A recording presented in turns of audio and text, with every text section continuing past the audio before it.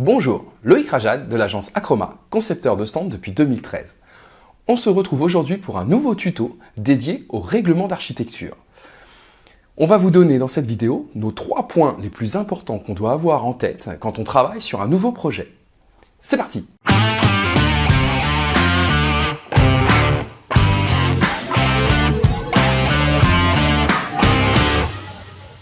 À quoi sert le règlement d'architecture? Alors, il faut d'abord savoir que c'est un document qui est gratuit et que vous pouvez télécharger facilement depuis votre espace exposant ou à défaut le demander à votre organisateur. Le règlement d'architecture va avoir pour finalité de donner une unité au salon de par les règles qu'il contient afin que le parcours du visiteur soit agréable et homogène.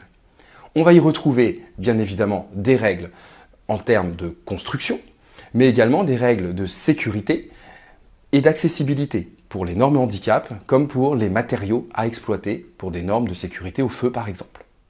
On va donc voir maintenant les 3 points importants du règlement qu'il faut avoir en tête lorsqu'on travaille un projet de stand.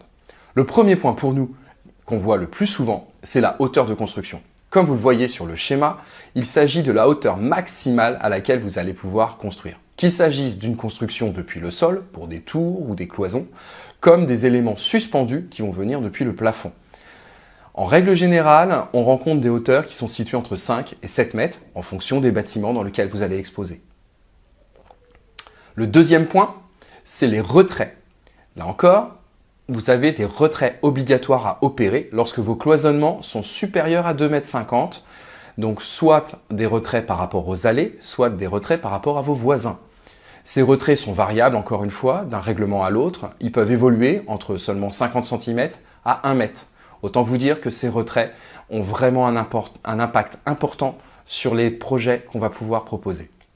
Le dernier point est le taux de fermeture de cloisonnement sur les stands. Ce taux de fermeture représente, là encore sur le schéma vous pouvez le voir, le pourcentage maximal de cloisons continues que l'on va pouvoir faire. On va prendre un exemple. Vous avez un stand qui fait 10 mètres de longueur avec un taux de fermeture de 50%. Vous ne pourrez fermer votre stand que de 5 mètres maximum.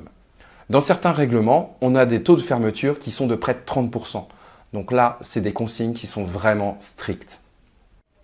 On vient de voir les 3 points les plus importants pour nous du règlement d'architecture. N'oubliez pas que ce règlement est extrêmement important et qu'il faut le transmettre à votre concepteur de stand.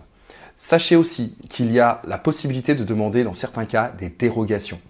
Ces dérogations sont soumises à accord de l'organisateur et du cabinet d'architecture responsable de la validation des projets. Elle peut vous permettre, dans certains cas, comme son nom l'indique, de déroger un petit peu aux règles et d'avoir des projets adaptés à vos besoins et à vos situations. Merci de votre attention, à très bientôt pour un nouveau tuto.